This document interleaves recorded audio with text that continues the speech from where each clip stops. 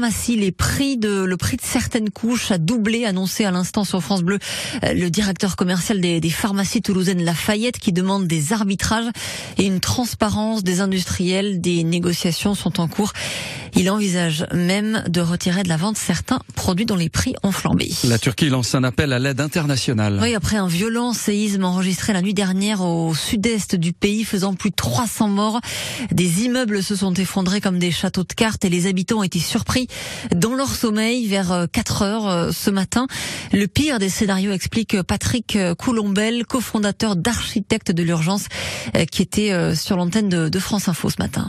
Pour faire très court, c'est énorme. C'est un gros séisme en zone peuplée. C'est particulièrement dangereux et il va y avoir des conséquences qui vont être en termes de pertes humaines sûrement très, très conséquentes. Vu l'heure du séisme, c'est en pleine nuit.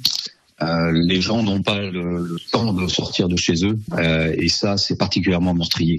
Les séismes qui se passent en pleine nuit comme ça sont toujours avec des conséquences humaines qui sont très lourdes. Ouais, c'est le pire des scénarios, 4 heures du matin pendant le sommeil. C'est le pire des scénarios et puis en plus il y a eu des répliques assez fortes juste derrière, à plus de 6 et ça n'arrête pas de secouer a priori parce qu'il y a des dizaines de répliques depuis le séisme principal. Séisme de magnitude 7,8, l'épicentre est situé dans le sud du pays, donc près de la ville de Gaziantep, à 60 km de la Syrie où il y a également des victimes.